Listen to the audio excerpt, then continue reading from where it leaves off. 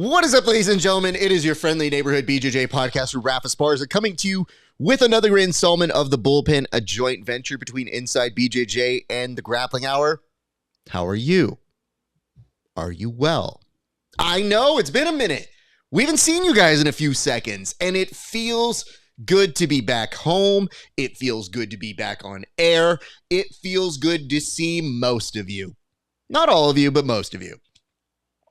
Those of you who are here, who are loved by us, you know. And listen, I see a note here from my clip guy, Brian, who is saying the following, which I think is an expressed feeling from a lot of you, which is just saying, finally. Yes, and that's a little bit of aggression on his side because he's been waiting for new clips. He has been putting up some of our best of old clips from random episodes, and you know, sometimes talking about events, they turn out to be topical again, and then others do not. So nobody is happier here than Brian to see new clips, and nobody is happier than me to see my good friend Tim Freeman in a non-Lawnmower Man-esque set of graphics and pixelation. Here is Tim back in full resolution. Tim, how are you doing, sir? I'm doing great. I escaped from the 1994 internet vortex that I was caught up in. It's great to be back, man. Took a hiatus for a bit there. Did some traveling.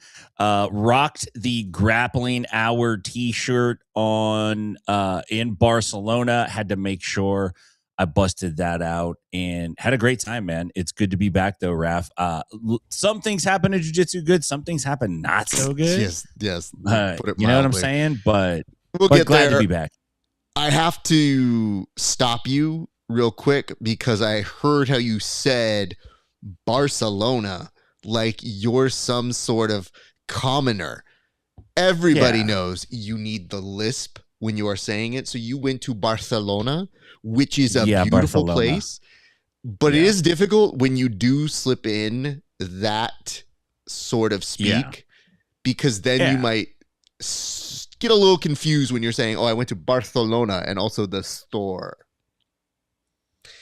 Yeah, right. It gets a little tricky to navigate those up and downs and enyas and whatnot. So nonetheless, for you, Tim, we have a whole point on the board here to our left, I guess, stage right, whatever, that we will update everybody on what we have been up to. But before we begin, I think there's some business to discuss, Tim.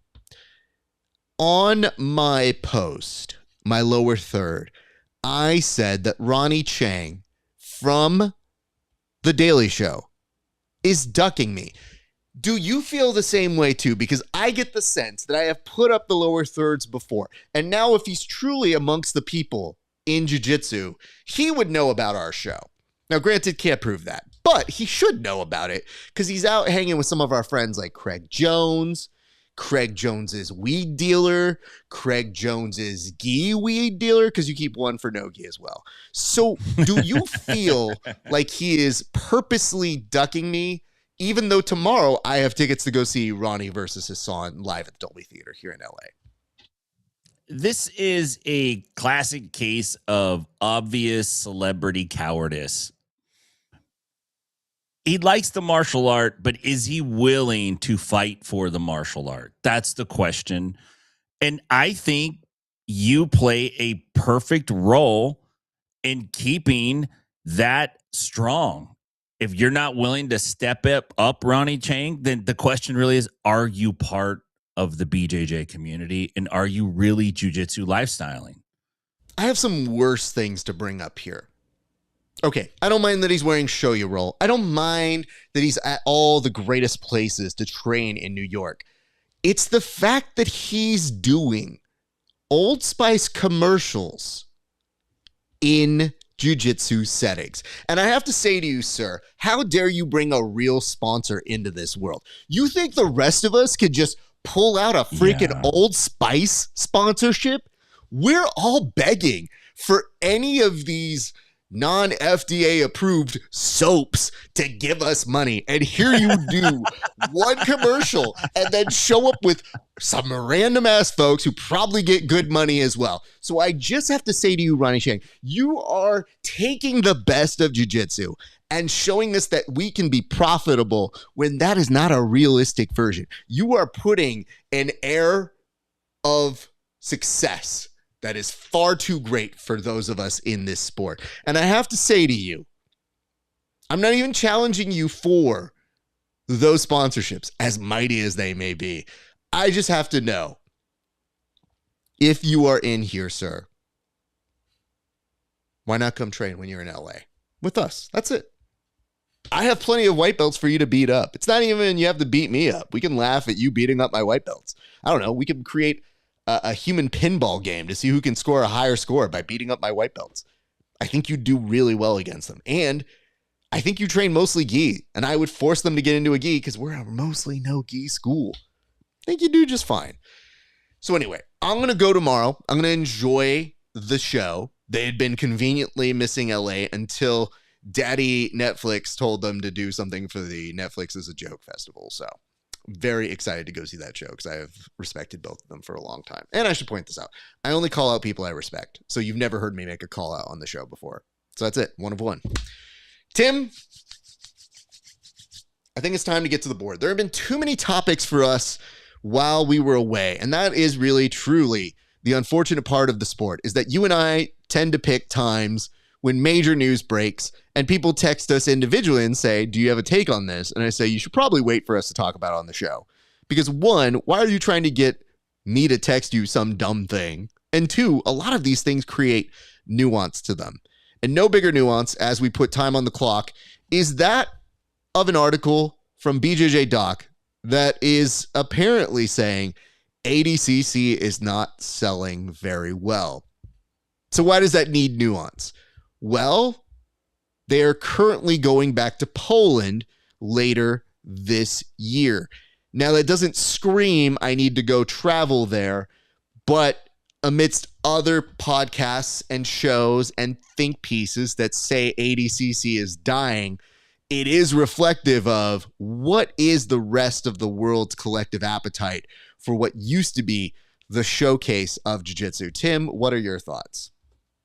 Well, you mentioned the article, and I really do think the event being in Poland does have something to do with it, coupled with the fact that you don't have Gordon Ryan and you don't have Craig Jones, and you really don't have a big star that moves the needle in a way that would encourage or compel somebody to lay their money down and go get a ticket to this event. And if I'm right, reading through the article, it sounded like they've only sold about 3,600 tickets. So there's still a lot on the table. They're not cheap.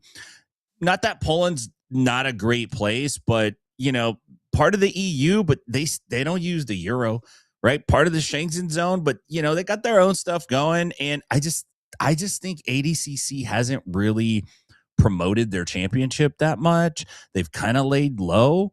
They don't really have a figurehead. Like at least Mo Jassim was out there, right? Whether you loved him or you hated him, he was out there pushing the event.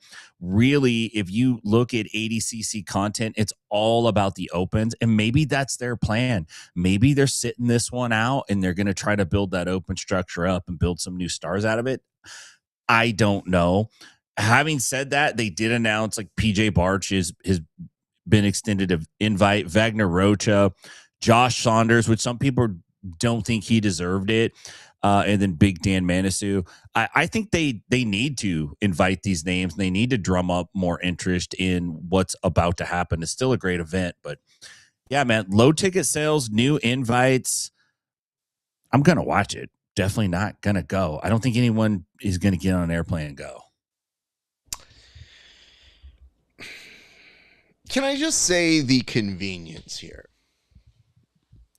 For Mo to still be involved in doing the opens, but being like, wow, it looks like you guys really aren't selling. Like, it just seems so convenient to sidestep the responsibility. I don't understand this process. I don't understand how weird it is that like they have to follow the Olympics where there has to be an official host. I think Mo wants to do it. He just got burnt out because public. And that's what comes with the job. Like, hilariously today, I don't know if you saw, Dana White went on the Breakfast Club, and Charlemagne the God was basically asking him harder questions than any journalist has in the entire run of the UFC.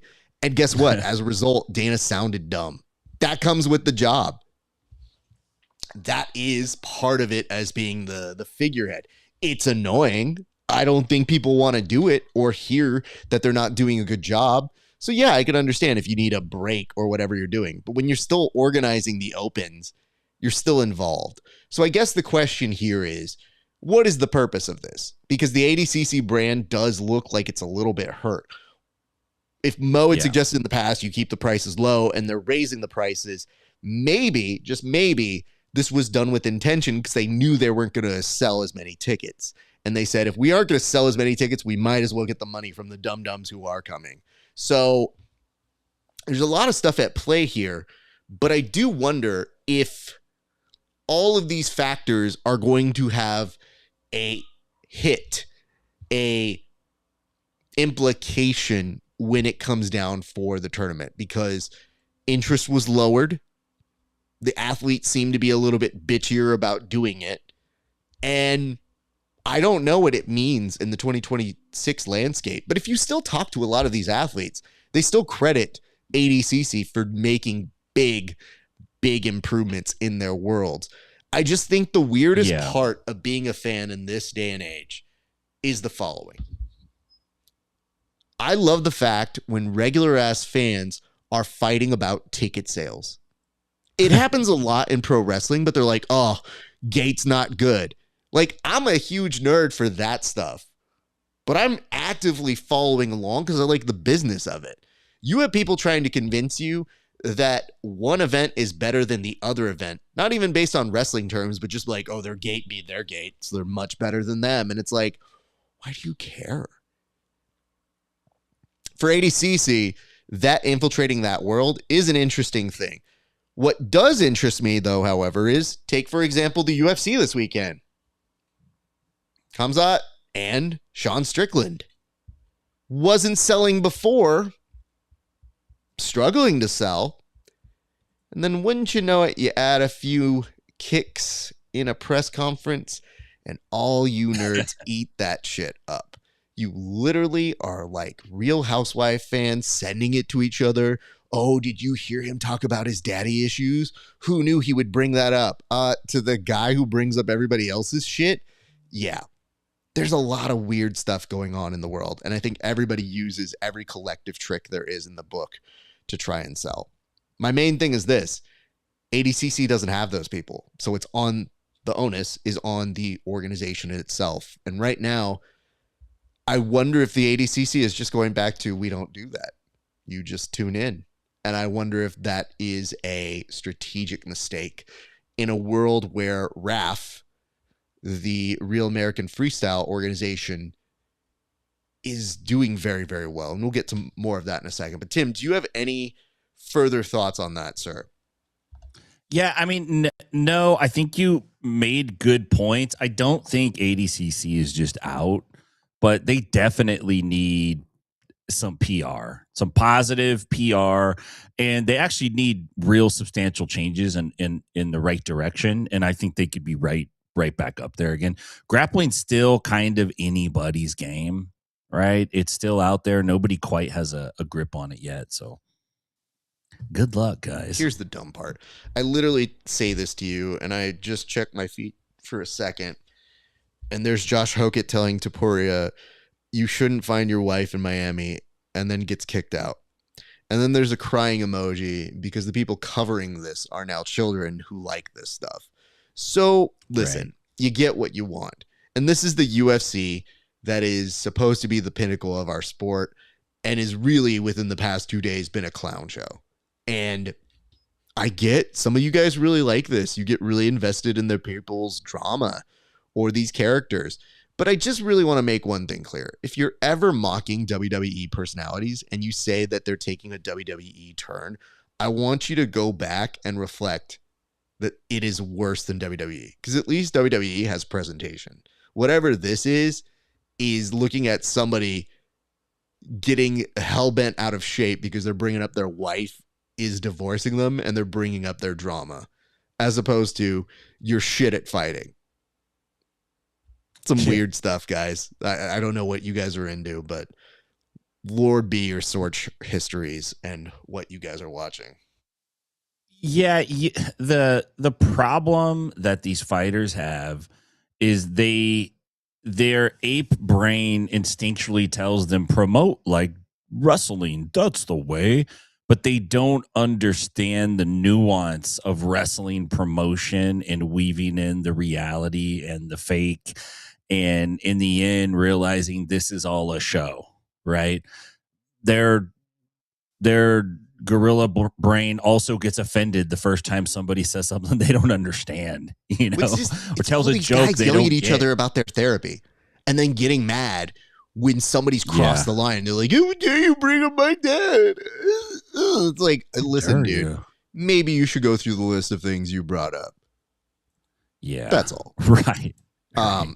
Having said that, sensitive guys, when you see what you mentioned for WWE, what you might notice, and some of you are good at picking this stuff up, in a true pro wrestling promo, you're actually complimenting the other person to build up what you are overcoming. So nobody just goes in there and goes, yo, you're trash at what you do, and you're trash and trash and trash. Because like, well, if you beat up trash, there's no expectation. There's no want to see it. When you hear them being like, I see you, Roman Reigns. Yeah, you've conquered a few things since I've seen you last. Yeah, what was that? You won King of the Ring. Yeah, that's really impressive in this day and age. But I'm going to take that King of the Ring title from you. And you're like, it's weaved in so nonchalantly that you just think like, oh, he straight out said his teeth were veneers. Wow. And that's a line that probably they fed each other. So, yeah, I feel like when you start bringing up wives and all that sort of shit, you can see why all these guys get in the DMs, because they want to get in on that. So, nonetheless, that was the kind of way we wanted to start the day. But there is bigger, pressing news. We should get to it right now. So we transition to this.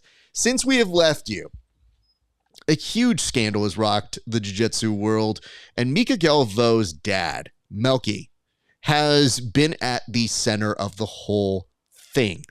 Now, just to give you an idea, MICA Galvo, a very storied ADCC competitor, a two-time champion, always gave tribute to his father. So a lot of us know this family based off of their success in a very competitive jiu-jitsu world. But it turns out there's some heavy accusations that have been made against Melky. Now, for Melky, he has denied these things, but they involved, allegedly, relations with what appeared at the time was one underage girl. Turns out there are multiple who are coming forward, but that one of those accused, one of those victims, allegedly, put out a video recording that had audio of Melky not only trying to downplay his actions, but potentially trying to bribe the family with offers for their silence.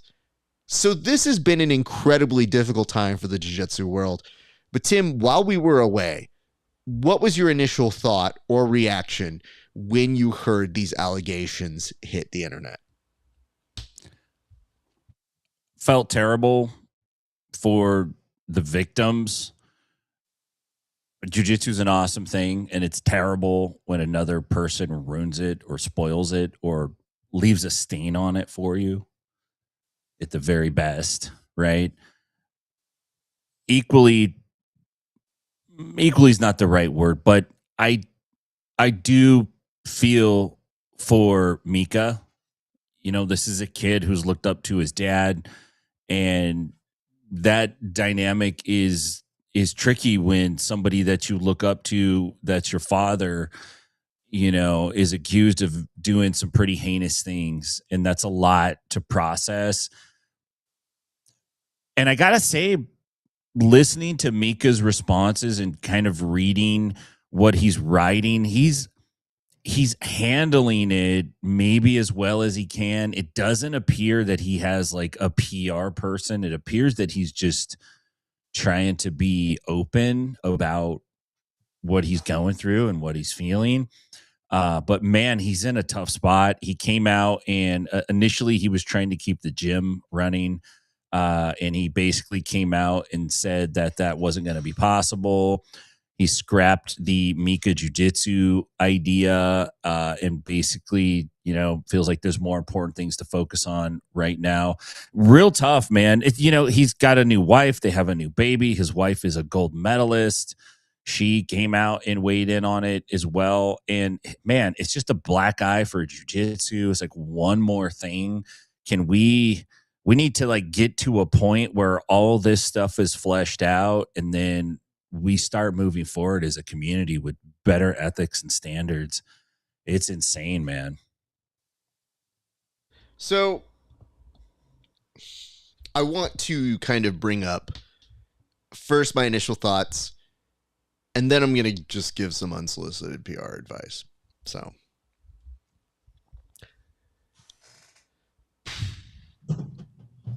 not doing the show when these things immediately break is both helpful and not helpful. It's helpful because it gives us time to go over and get as much of the facts right as possible. And in jiu-jitsu, there's not a ton of accounting and reporting that you can do this in a way that seems fair to all parties involved. But in the time we took off, it was disturbing to hear this call that went on for 13 minutes. Now, in a world where there's AI, there's trickery, there is sometimes misinterpretations when it is in a different language or the translation doesn't quite come through properly. But if that recording was truly milky, it is disturbing. Let me give you the idea of why this became problematic in my head.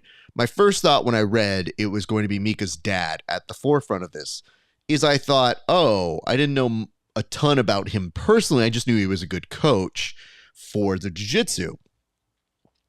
Mika had spoken very highly of him. There was a lot of respect shown in big prominent speeches.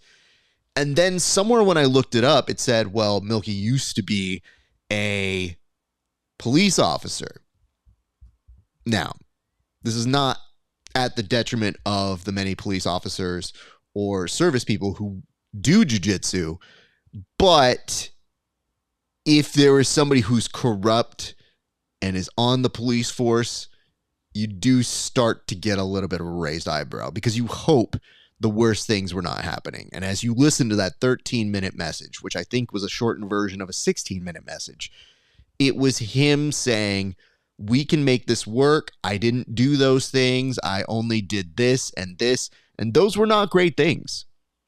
But then when you look at the actual allegations that were reported in the police report and you see what he was accused of, then you recognize these are dealing with matters that include minors and that should, bar none, be unacceptable. But then you add in the element of, with other people, there's a possibility, maybe, it didn't happen, okay. If this was at all a vague confession, even then, it is him saying, we can do things to make this okay. And that is where you see somebody who is corrupt in a power, a position that you think, oh, what if the family had not come forward with this information? It could have gotten swept under the rug and none of us would have known.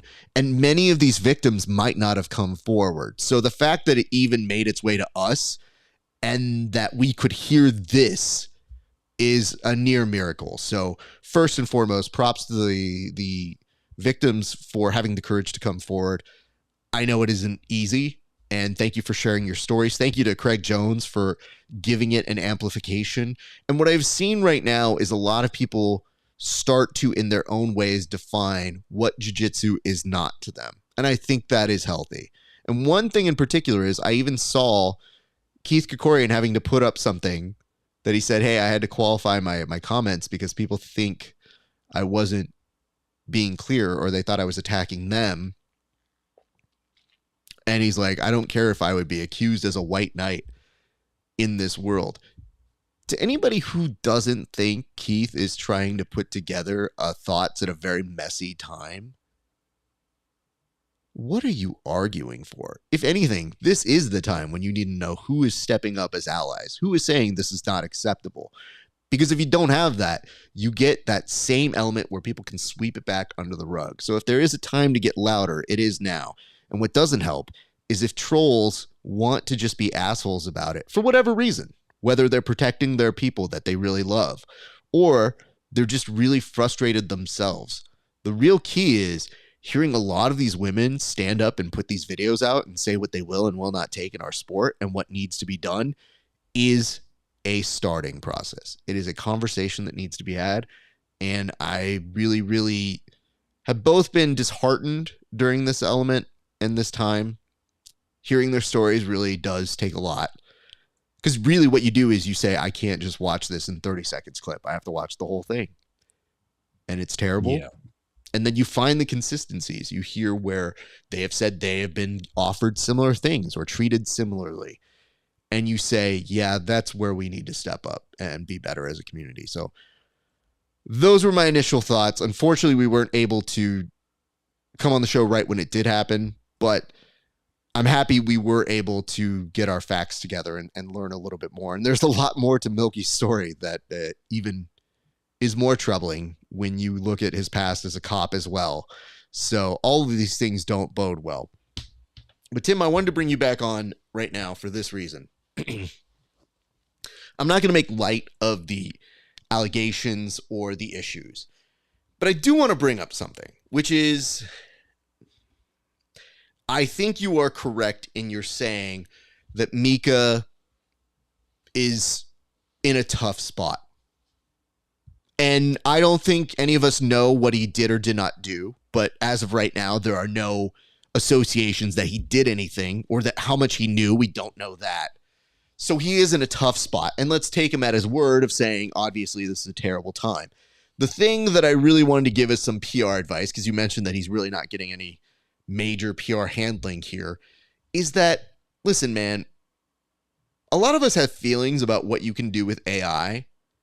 But when you are going to open a gym after allegations have been made, you don't need to use AI to tell that story. We don't need like someone standing tall on a mountain with the sun behind them. We don't need somebody getting like Demolition Man brought back to life with like a Wolverine mask and getting fed in like he's in the Weapon X program. Those to me were so ill-timed. I'm like, honestly, a still black and white photo would have been just fine. And I understand in this day and age, those things do well. But to me, it seemed like a really bad misread of the situation. And I feel like that's the reason why you saw MICA have to get in front of a camera and have to say things that took more of what the consideration was. But yeah, that really, it evoked something for me. And I thought, I don't have any reason to feel anything about him yet. There's no proof that said he did anything. Yeah. I mean, and unfortunately, there's a lot of guilt by association. But in a case like this is someone's father, you know, and I'm not in any way letting Melky off the hook at all. But I understand like Mika's going to have to go through some processing himself and kind of deal with that and establish himself on his own. And, you know, on top of that, Diego Reyes, Baby Shark left, right? So he's out, which is, you know, understandable. And, you know, it's just MICA just signed a pretty big deal with Flow Grappling. He's just got going with them. And now it's like, dang, you know, they put some stock in this kid. And it's not that he's done anything wrong himself, but it comes with a cloud now. So it's just tough times, man. That's all. Yeah, I would agree. And obviously, it sounds like this case is going to be continuing to go on, as we just learned within the past day or so that Milky has been transported back to Sao Paulo, I believe. He was out of the jurisdiction originally. So I think even that jurisdiction, even though he was a cop, is not necessarily protecting him and trying to go to the extent of the law. Whether that comes to fruition, we will remain very, very much neutral party as much as we can in terms of reading the news and reporting where we can. But yeah, that was a tough one not to be on the show for when it was immediately breaking. But getting those pieces back bit by bit, it felt so weird to hear those voice messages and not think like, this is a Bond villain. Like, this is a dude that's like basically telling you what his intentions were and what he was trying to do, and then very weirdly not taking responsibility. Like that weird thing of like, I didn't do anything, but I did, but I didn't, but also no accountability. But then she, and then this. So it fit a very psychological profile of something that you said, yeah, this is kind of messed up. So more to come on that. Something's not right. Why don't we go and move on to our next discussion point here? It is the updates for UFC BJJ. It was announced that Gilbert Burns, after shortly retiring in the UFC, is now going to turn his attention to going into UFC BJJ, which seems like a natural sort of transition. He's got excellent jiu-jitsu, been a very avid jiu-jitsu competitor in his own right. So I guess it opens up the possibility that this could be a post-UFC lifestyle choice for a lot of their clientele.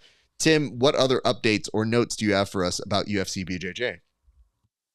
Yeah, Gilbert Burns, 40 years old. I knew about Gilbert Burns because he won the world championship back in 2011. He was originally a jiu-jitsu guy. That's how I knew who Gilbert Burns was. And then obviously he had a pretty decent MMA career. I would be super proud of myself if I had that MMA career, Raf. And at 40 years old, in July, he turns 40. He has signed a deal with UFC BJJ. He's going to return to the Meta Apex facility in Las Vegas and try his hand at jiu-jitsu. So, good on him. I think it's interesting that the UFC BJJ is signing the same types of athletes to do submission jiu-jitsu that RAF is signing to do wrestling. And, I know we'll talk about RAF in a little bit later down on the board here, but these two organizations are definitely on a collision course. The next UFC BJJ is coming up May 21st. It's a couple weeks out. Then again, we got Musumeci against Kevin Dantzler, who, great for Kevin, but we want to see Musumeci fight other people. Unfortunately, we're just not really able to see that yet. There's also some other good fights on the card, man. We have a PGF Season 6 rematch with Andy Varela taking on Jet Thompson. And then we got a couple guys. One you mentioned earlier, and another is a PGF vet. That's Landon Elmore and Keith Krikorian. So I'm looking forward to seeing those two guys get after. I like both those guys. And I'd like to see Varela and Thompson, man. I think that'll be a fun match. Tackett's going to be back out there again. So UFC's BJJ's putting good cards together. And they're definitely putting on a show. It's just there's no cohesiveness between card to card. Like, it just doesn't seem like anything's ever built. It's just, okay, throw the names in the hat. All right, these are the guys this week. It's just not compelling in that manner. And I don't know how they fix it. They might not be able to with the resources that they have in terms of the folks running it. I don't know. Yeah, I feel like you are correct in this assertion, but I want to point out one thing that I think could be a huge advantage for them that is very helpful for RAF. I think RAF has gone after some prominent UFC stars and that they have cycled them in. If this is truly a destination for the UFC, RAF isn't under the UFC banner. Right. So now you have a way that you could maintain your athletes that might not still be at peak physical MMA shape, but are still incredibly gifted athletes and they have somewhere to go. The real key, though, is if they get an offer for RAF and they're able to do both, they're probably going to go to RAF because the money's better over there. So I think this is really going to force the hand of UFC BJJ to hire those folks at better contracts. The question is, how does that impact a lot of these jiu-jitsu guys? Because I'll tell you this much, Gilbert Burns, hearing about it, you can't go do other events like ADCC or Polaris, he's going to be like, okay, sounds good. Pay me. Who gives a shit? Right. Where for Gilbert Burns, he's also a storied IBJJF competitor and he's got other accolades. So that doesn't mean as much to him. So I feel like that is a pretty good integration for those folks. So there that be. But let us go ahead and now move to our next topic, which is going to be, Tim, this is something that's just listed as update. So I believe it's time for us to tell the people, where the hell have we been? And who do we think we are to just leave these people without our faces for a couple weeks? Yeah, man. So I took an extended vacation and went with my beautiful Mexican wife to Spain, and quickly found out Spaniards aren't that big on on the Latin Americans from Mexico. But we had a great time, and I pulled this move where I saved money all of 2024. I was just setting a little aside each month till I built up enough. I'm like, all right, I got enough to go to Spain. My wife had expressed interest after we got back from Italy. She's like, it'd be fun to go to Spain. So I saved up some money. 2025 just didn't work out for us to go. So we're like, let's go in 2026. So we took the trip. And I'm going to break some knowledge off to you. This is the move that we did. And this is 100% credit goes to Stella on this one. We set it up on Costco Travel. So we kind of like got the whole vacation planned, added it to our cart. And my wife got on the phone with the Costco Travel rep, went through every single detail. They're like, hey, this estimate is locked in for, 24 hours or whatever. And then she turned around and priced it all out if she just directly booked it herself. And we saved like $1,000, $1,500 on it. So that's a tip for you travel wise. That worked out great for us. We had a great time, man. I got to do some jujitsu, got to teach a class at 10th Planet Barcelona with Manu and the folks out there. Super gracious, great vibe at that gym. That was a great time. I've dropped into gyms all over the place, and I would say I mostly have positive experiences. Sometimes I have really great experiences because the culture and the people are awesome. And this was one of those times in Barcelona. So big shout out to those guys out there. Stella and I, we like to see the sights. We like to go on tours. We like to go to the museums. I love all that. I love modern art museums. I love weird stuff. I like artists a lot. I like to talk smack about artists and make fun of them, but I really do like art a lot. And had a good time with it. Got to do a drink and food tour, which was fantastic. Highly recommend you do those if you are out there. And you could book them on like Airbnb. They're not that expensive, and the people are pretty good, man. So overall, RAF, had a wonderful time. Rocked the Grappling Hour t-shirt in Barcelona. Got to check out the sites, did all the things that you do when you're over there in Spain. But happy to be back home, man. And I got to tell you, every time I travel, I get stopped by security. Every single time. I don't know what the hell's going on. I got halted by customs on the way into Spain and on the way out of Spain. I'm like, guys, what am I sneaking out? Like, come on, give me a break. But pass through fine, but as like, man, I just expect it now. I did pull the super American move because I did it out of curiosity, and I got a cheeseburger at McDonald's while I was in Spain, and I gotta tell you, man, it was pretty damn good in Spain. To be honest, it was quite a bit better than the ones that I've had over here. So I was like, damn, man, not too bad. I was tempted to try KFC, but I couldn't do it, man. I can't go to that level. It does take a second to adjust to KFC in this day and age. When I was a child, nothing was better than it. I love that stuff. Oh, and yeah, now I almost feel the grease going straight through my heart. I take one bite of it and I go, oh no, I think I'm going to die sooner. I think it's going to happen. Yeah. So there's a lot of that mental feeling there. I have to say, thank you for wearing the Grappling Hour shirt. I saw you going there and wearing that. But one thing that did kind of like trigger me is when you're like, oh, I went across the world and I was teaching a class. That is truly a pro move, by the way, from other gyms to be like, well, we do have a black belt here. I mean, Tim, do you want to just lead class? Because to me, it's almost equivalent when you see, no offense to our good friend Boogie, but every once in a while when I'm like, is Boogie going to that WWE event?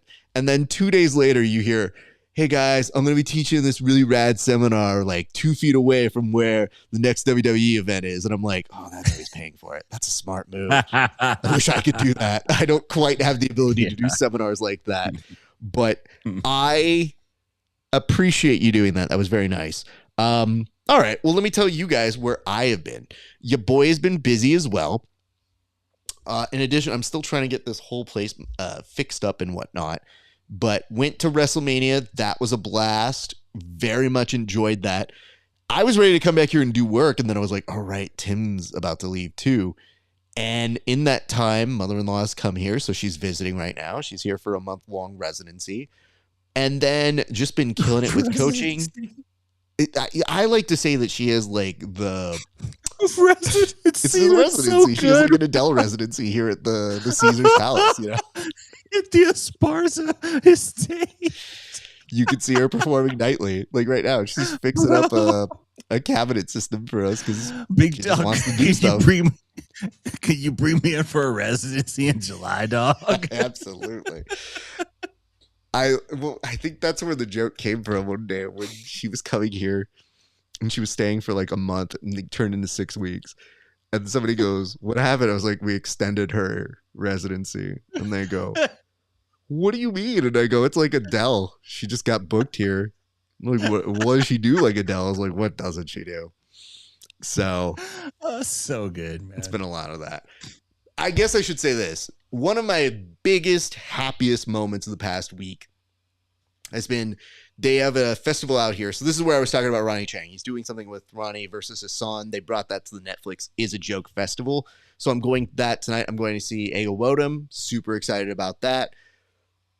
But there's a big joy in my heart that for 2 out of the past 3 days, I went to go see David Letterman. And David Letterman to me is the GOAT at interviewing. Just did it so well for 30 years at CBS.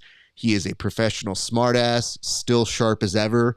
And his guests were on Tuesday night. I saw him with Mulaney, John Mulaney. Very, very funny. And then yesterday I saw him with Martin Short, who they have a long history together. But it bodes well for us here, Tim. And I'll tell you why. Because seeing Letterman at the age of 79 still hitting fucking moments in there. It's just seeing somebody still have their fastball when they get older. And then being like, oh, we can do this forever. Yeah, you guys are stuck with me and Tim for another 40 fucking years. This shit's not going anywhere. So I guess it just brought me a lot of delight because I feel like there's a lot of stuff I have easily ripped off from Dave. But I think more than anything, the thing I share with him is, and maybe this is to the detriment or the chagrin of many different athletes, one of my favorite things about Letterman is you watch an interview with him, if he thinks you're being dumb, he calls you dumb. And I don't love interviewers that just pretend it's all great. It's not always great. Sometimes the interview goes south. And Letterman was the first to be like, well, this has been fun. And nowhere better can you see that with him versus Joaquin Phoenix. And seeing an interview like that and saying like, yeah, that's a dude who's really good at his job. Who's like, hey, I'm just here to help you promote your movie, but you're not going to help me? Yikes. So it was so refreshing to see somebody who I've loved since I was a kid still be amazing. And credit to Netflix. You would think all you're going to do is cater to the current generation. So they have those shows. They're great. They have a lot of really funny shows around town. But to give an avenue to somebody like that who's an OG, you know, my wife goes, how much do we pay for these tickets? I was like, I don't give a shit. It's Letterman. So Yeah, man. 40 years is being a little generous. You think that, you dick. Guess what? You're cutting clips well into my 90s. So womp womp for you. We're going to, I don't know what this means. Agree. What does WSP mean, Tim?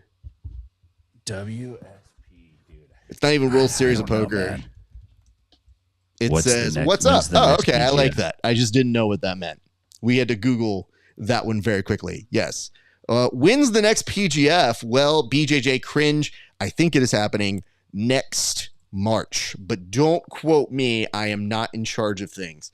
We have a couple comments here, and then we're going to get back to the business. Yeah. But the other comments we're going at, good afternoon, gentlemen. Welcome back. Colorado Wolverines qualifier happening in not so distant future.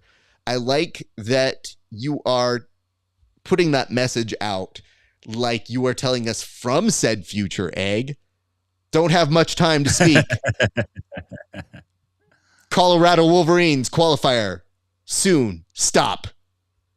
Be there. Stop. Send help. Stop. No, I'll just stop right now. And it says draft is February 10th, February 2027. March is first week. So I don't know. We're supposed to be saying those things, Egg. I don't know what we are allowed or not allowed to say. And it says March. That's too long. I got to be honest with you, for the plans that they do have in mind, if Egg doesn't outright tell you right now, it does feel like they have a lot of things to put in place. And now that you have at least 6 teams named, might be 7. I think I know 8, but I think they've only announced 6, 7. But between those things, I think you see those teams have a lot of work, and what is being proposed is going to take some time to get here. So it says qualifiers might be starting in late July. Hey, if you could have your show when I'm picking up my kids, not have your show, that would be great. Don't pick up your kids. Yeah, let them fend for themselves. Don't blame me. Also, you do know you can take this show on the road. Has anybody explained you don't have to take your TV off the mounted wall and put it into your car?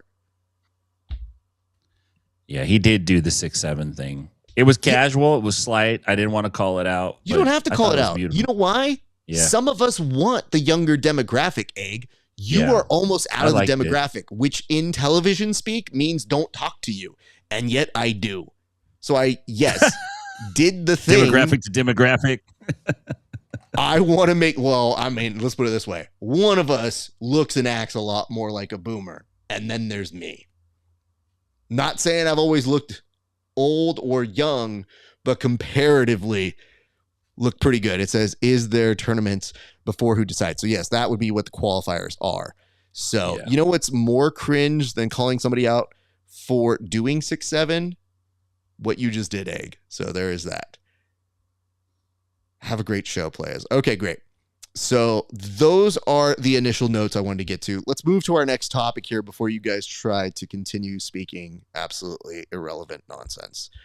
Let's go. PEDs. You guys like those. Some of you use them.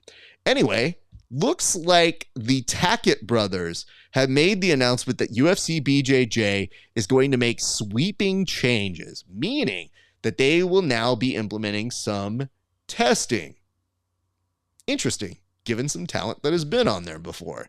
So having said that, Tim, what are your thoughts about PED testing in the world of UFC BJJ? I think this gives a competitive advantage to the other organizations right now. And, number one is how much money are they going to spend on this testing? Because if it's just testing to placate the masses, then it's not really testing, and anybody who's not literally a moron can get past the tests. Having said that, I do think obviously PEDs have been rampant in jiu-jitsu for a long time, just as they are in any other sport. And the crowd always acts super surprised when their favorite XYZ athlete, the dudes doing Olympic curling are probably on TRT. It's literally everywhere. So, I do think it's good to test, but I just don't know if it's going to solve any problems, especially with a lot of stuff that's coming out now. But I do think this was something that was big to Mikey Musumeci. I really do. I think it was one of the things he might have even negotiated on. So it's here. And we'll see if that impacts who decides to do it and who doesn't. Because nobody's really been strict on testing. The IBJJF does some random tests, I think, of the champions. But I don't think there's any like real strict across the board. We're testing every athlete, randomized, all that kind of stuff. Okay, we have some questions here. Question number 1, are peptides PEDs too? I don't know if they're classified as PEDs right now. And I think in the very strictest forms, they are. You're not allowed to take them, but I'm not positive, man. Don't worry. Egg didn't miss a beat in saying 5280 peptides really helped our team recover during a grueling season. Hashtag Wolverines 10 for a discount. I love the just pandering, man. Like, get on it right now. You know what's so great about this is it sideswipes the responsibility of, are they any kind of PEDs? I think what I have found for some people who I know who use them is, somebody mentioned using them for sleep. They've struggled with their sleep. Somebody have used it for mostly recovery. I don't know enough about them. And I have friends who have done studies on them and who have looked into that. But like, we're talking to a guy who barely even takes ibuprofen if I have a headache. So like, I don't put random nonsense into my body. I just don't do that. Other people are interested in it. Other people have varying degrees of interest in being scientific studies and subjects. And other people just want them gains. Let's just be honest. They see what it does for others and say, I want that for me. You know the meme where it's like, oh, Lord, I want what you would give them and give it to me. Like, it's funny stuff. They want those gains. And your question here is, I hear a lot of people talk about peptides in my gym, mostly young teens, which is concerning if they're on steroids. So I don't know that I would qualify them as an outright steroid, but no, I think the main concern for young kids is I don't know what the long-term effects of it are. So that's more of where my issue is. Again, maybe this is something we need to bring on people for. Don't worry. This is what Joe Rogan does. He gets to the bottom of it. He literally brings on whatever person has financial recognition and benefits from it, and then tells you why it's okay. So we will maybe in the future host a very special episode. That's what they need to do on TV again. They really need to do a lot more very special episode. Like if you were to do Saved by the Bell in 2026, you wouldn't see Elizabeth Berkley telling you that she's addicted to caffeine pills. She'd just be getting her peptides and be like, wait, I'm so excited. I'm so scared. Actually, no, I'm good again.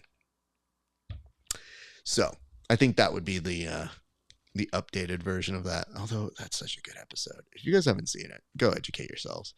Jesse Spano, caffeine pills. That's all you need. Let's get into talking about the organization we alluded to earlier. Eric Bischoff, Sleazy E, made his way on to the Ariel Helwani show this week, and he could take a nice little victory lap. Not only was he able to talk about the passing of Ted Turner, one of the biggest billionaires who supported Eric Bischoff in his run as an WCW head, who beat the WWE for 83 weeks in head-to-head competition at one of the most prestigious times in all of television ratings. But now Eric Bischoff is a driving force behind the RAF organization. So Eric Bischoff was talking about one key thing, and I think we need to discuss as to why that is happening. But he said that they are currently years ahead of where they thought they would be. So Tim, in your opinion, why do you think RAF was performing better than they thought it would with somebody who has been there at very lucrative times for a professional wrestling world and has seen them have great success? I think what he's referring to is their ability to carve a lane out for themselves. I think that probably was one of the biggest risks, is that you wouldn't get a fan base because they would be confused if it was wrestling or was it grappling or what exactly is this, especially in the beginning with, obviously Hulk Hogan and Eric Bischoff, but especially Hulk Hogan is a huge name, worldwide known name. So there we're going to have eyeballs and interest in it, but the ability to actually carve out a niche and get a following, get a TV deal, have multiple shows back to back to back to back, keep it running, get the reps in, and sign notable athletes. Like they have several guys on the UFC roster right now who fight in the UFC and compete for RAF. And by the way, on April 19th, which I don't think we've had a show since then, they signed Kamzat, who's fighting tomorrow. So he's signed on RAF. So these guys have some big names, and it doesn't surprise me that somebody like Bischoff at the helm can turn the knobs and adjust the dials enough to find kind of what those right settings are to build an audience. He's got, so many people say we need to mimic professional wrestling, but they don't have professional wrestling experience. And this is a guy that really does. And I think they find a nice blend. It's entertaining. It's fun to watch. And many of the pure jiu-jitsu guys don't realize there are thousands and thousands and thousands of boys and girls that are, wrestling week in and week out, year round, and they eat this stuff up. They love it. When the names are on the card that we don't recognize because they're not MMA guys or jiu-jitsu guys, they're pure wrestling. Those people have huge crowds watching them from the wrestling world. So Bischoff, in a way, I think RAF is quietly eating the lunch of a lot of these jiu-jitsu promotions, and the jiu-jitsu promotions are so obsessed and focused on what they're doing, they're failing to recognize that there is a competitor here that's starting to gobble up some of the big guys and the big names. So it's pretty cool to watch. I really enjoy it. So, and it's got great initials, man. Well, definitely I ride for RAF, dude. Of confusion here at this show. PTI, similar. Thank you. Appreciate you using that comment there. It says that's crazy. Are they under the UFC or something? I thought fighters couldn't compete outside the UFC. This is where things get tricky, and different people have said different things. So I don't know. It's an all-encompassing sort of organization. But what you might find is UFC fighters are contracted for mixed martial arts, not for wrestling. So that is the get around that they have. Very similarly, you have Mikey Musumeci, who said that he is only covered for a UFC BJJ contract and that he has the ability to kind of field offers. Obviously, he's going to fight for like the UFC if he is going to fight. And he seems to be alluding to the fact that he will. I want to go one further for you on this, Tim, which is I always felt like, at least with Eric Bischoff, they had the experience of somebody who has a TV background. And this has been something that I have been fighting for in day one for jiu-jitsu, when I kept saying from my very earliest days, we need executives who play that world, who know that. And who better than somebody who has written a book literally titled Controversy Creates Cash. Like, that dude is going to do well because he knows how to utilize that element to get people excited. That is why they did big stunts at WCW, and that is why they had very, very prominent success. And they went all in on making stars. Like, you could never convince me that Bill Goldberg was a good wrestler, but people got interested in the hype behind him because they were building him up. And they kept saying, like, man, it's amazing. He's had 187 wins straight without a loss. That's building a character. So if you can do that same thing and take that money and that marketing and put that into RAF, along with the other presentation style, that is why I think you are seeing it succeed. Now, where it does get tricky is Arman Sarukian recently made the claim that he himself has made the company worth 3 to 5 times more than what it was really worth. Like, he's like, yeah, it used to be evaluated at 15 million. Now, because of me, it's over 105 million. And I'm thinking to myself, one, the math doesn't check out. But two, I'm not sure that any one person can say that. I think it's just interesting that we have somebody of his prominence that comes in and makes it interesting and definitely makes people see that there's an avenue to make extra money. But now he's claiming they pay him like UFC pays their fighters.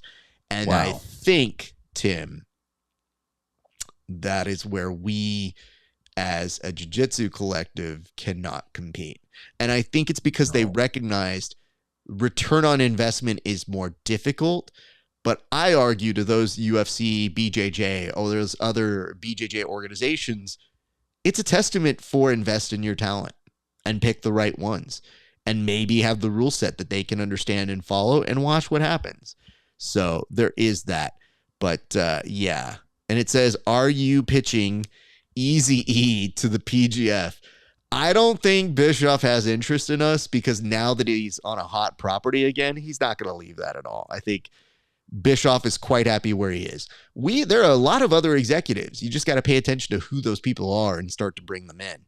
And that is part of the reason why when I have worked with other people, be it as talent or as an executive on different shows, we do try to infiltrate and make certain things a little bit more appeasing.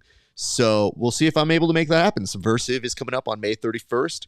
Your boy will be executive producing and talking on the microphone, both behind the desk and with the athletes. So it's my little contribution. I would welcome a lot more executives to lend their hands and all this.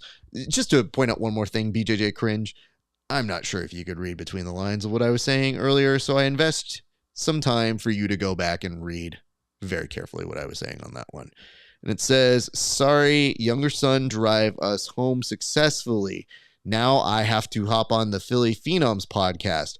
Happy you guys are back. Wolverines. So, thanks, Egg. I'm just going to say thank you. You should, but you know, like if there's a Terminator movie when they're like, come with me if you want to live, and you're like, are you AI? Are you even a person? Like, that's kind of what it feels like. So it's like, take out all the coolness of Arnold Schwarzenegger and you get a really, really drone, boring sort of Cybertronic thing telling you, come with me if you want to live. And you just go like, nah, I'll die. I'm good. Sarah Connor. Yeah, I agree. Sarah Connor podcast next. Wolverine go. Hashtag peptide for less. Like, what happened to this guy? Retirement has really changed Egg. Come with me if you want to live for 10% off of all peptides. Use promo code Wolverines10.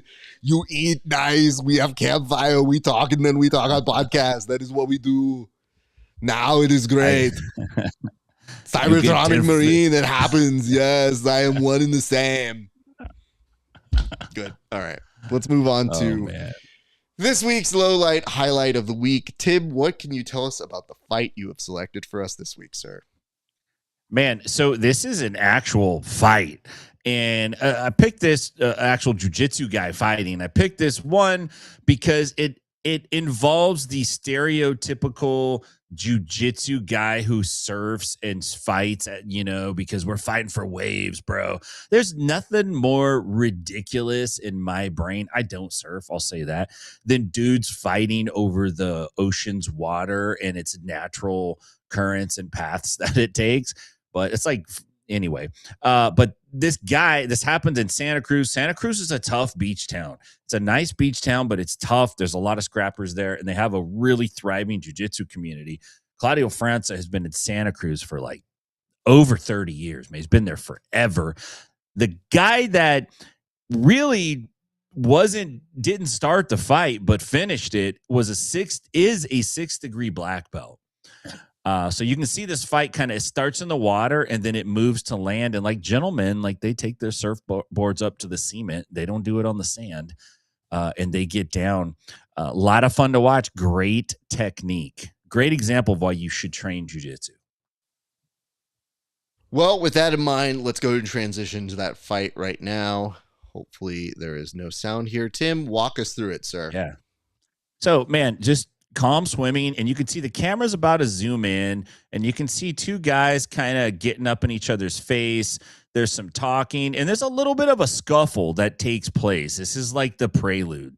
This is the preview. This is North Shore Part 2 Santa Cruz version.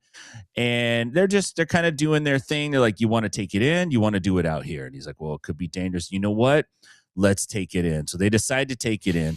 Homeboy comes up immediately with the surfboard in hand, gets double-legged. And to his credit, he goes for the meathead headlock, quickly gets the guard passed, and 6th-degree black belt now takes mount. And you could see, dudes are kind of standing around like thermos in hand. I was getting ready to go for my walk on the beach. Several different characters have come up, and this is just a clinic of two dudes in wetsuits, which I would venture to say is more gay than just regular no-gi jiu-jitsu. These guys are getting after it. And I like Karen, who's like, I'm going to make sure no one jumps in. And dude's getting choked now. And old guy's like, all right, guys, that's enough. It's like when dad comes down the hallway, like, knock it off. That's enough. Yeah, I mean, it's like not hilariously funny, but stereotypical in a way where we always hear about these surf fights. We actually get to see one where the camera doesn't cut out. And then miraculously, the guy with the last name of Gracie wins. This is actually where we get to see the whole thing. Can I be honest with you? I'm going to start my interpretation of this. The very first few seconds of this looked like some Loch Ness footage. Like, legitimately, Tim, I was like, what the fuck did you bring us? And then as I saw it start to essentially simmer in the background, first of all, who the fuck is fighting in the middle of surfing? Like, don't you have stuff to do? It's already life-threatening enough swimming most of the time that literally adding an extra component. And how polluted is this beach? Because that don't look like a real that's some yellow ass shit. Now, here's the other thing I want to bring up to you. Who's filming this? Because they have the foresight of literally being so far away, they're just like, hold on. Yep. No, I'll zoom in. I got it. How did they know? But then I'm going to tell you a moment here. I'm setting this up. But I'm going to tell you a moment that I really had a lot of respect for this camera person. So let's take this to shore, boys, because these punches probably got no effect in the middle of nowhere in that ocean. So now, once we settle, and now they've come here, this is my favorite part. The talking, like, hey, man, I got to the stairs first. So this seemed to signal that they were not walking together. They had time spread apart. Now they're going to have a little bit of interaction time. And that interaction time is going to be like, oh, yeah, you want to go?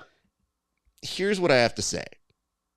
I'm not advocating on behalf of anybody here, but homeboy who recognizes he might be compromised because he's holding a surfboard, that is a pro move. I have to say, I applaud that because it's like, well, he doesn't have both hands to block my shot here. Sad part is your shot sucks, dude. You can't even circle out fully. You get a very easy takedown on a dude who had to hold a surfboard and put it down. No prize. You got that part. And then you're going to find some surprises here as guess what? He gets an amount. He's going to go to work. Now, I have to tell you, Tim, I wasn't expecting the dude on bottom to have his bridges as well as he did, because most people have shitty bridges when they don't train. So it's like, actually, that's not terrible bridge. He doesn't know what to do. But I don't know if you noticed, the dude who's holding his hand up here, I thought he was an IBJJF ref, and he was putting up for like 4 points. 2 points, yeah. 2 points, two. So instead, we get this now. They transition one more time. And in true jiu-jitsu fashion, a crowd of 3 people are watching. Like, that's how boring we are as a sport. Judges. That we can't even attract a real crowd. It's literally a smattering of people viewing this one kind of vaguely interesting confrontation. Now, great balance here. Good stuff all around. I do love this. Nothing is better than Homeboy, who you think is trying to stop the fight, but is not doing a great job, because it literally looks like, hey, man, you've had it. No, come on. You've had it. Let him go. And then the other dude does the aggressive dog. No, I will not stop right now. And guess what? Karen, full effect here. Full you know, hands I said on I had a hips. lot of respect for these filmographers. I want you to see something here. Why are they transitioning so smooth? Tim, this has to be on some sort of gimbal or tripod, because these transitions are actually fairly good. Look at this.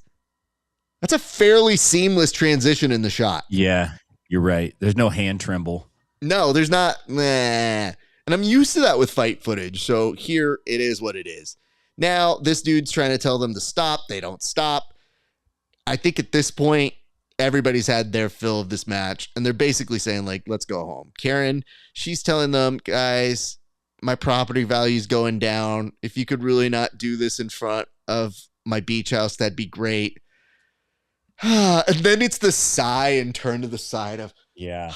Where's Gary at? Yeah, she's upset because her husband had to go back to the car to get his sunglasses. And okay, this is the thing I couldn't tell. If this was old man wagging his finger, or, and you tell me, Tim, old man wagging finger or throwing holy water on them. You pick. I can't figure out which one it is, because it looks a little bit like both here to me.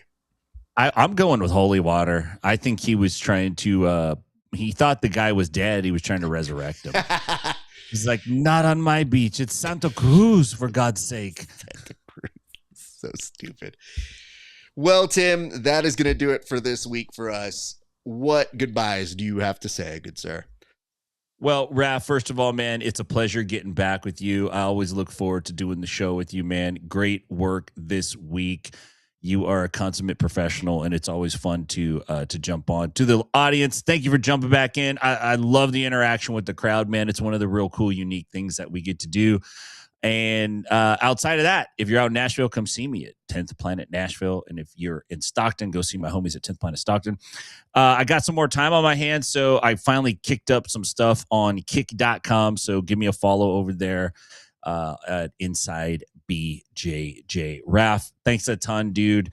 I think I'm just going to leave you with this parting thought. I think an NBA team should sign Ohtani. I think he could probably play basketball too. I was just thinking about this the other day. I'm like, somebody ought to give it a go, man. Like I would. If I had a team, I'd give him a spot and see what happens.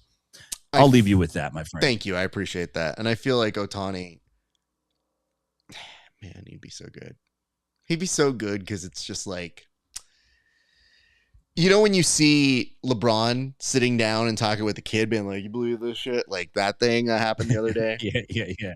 I feel like Ohtani would have said the same thing to the kid, and that kid later in 40 years tells you, he's like, and that's when I knew I had to own my own business.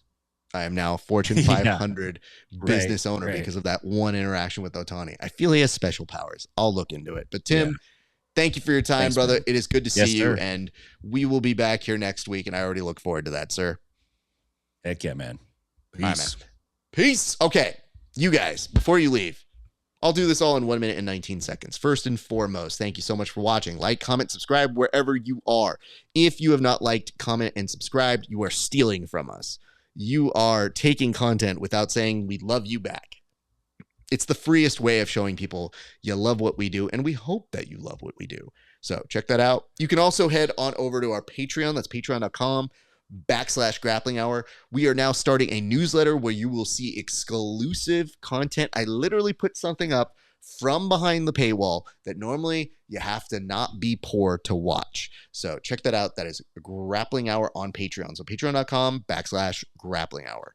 You can also get some Grappling Hour merch. That's tank tops, hoodies, t-shirts. That's all at rafesparza.com/merch. Last but not least, like, comment, subscribe. Again, can't say that enough. You can also check us out on our Discord at Grappling Hour. And my friends, Parting is always such sweet sorrow. Thank you. See? That wasn't hard. Egg literally did 20 different promos and waited till the very end to give us a like. Thank you for that. All right. That's going to do it for us. We will be back here next week. Keep your eyes on a grappling hour for more information and fun. But that's going to do it for us here, gents. It's been a great day for grappling. We'll see you back on the mats.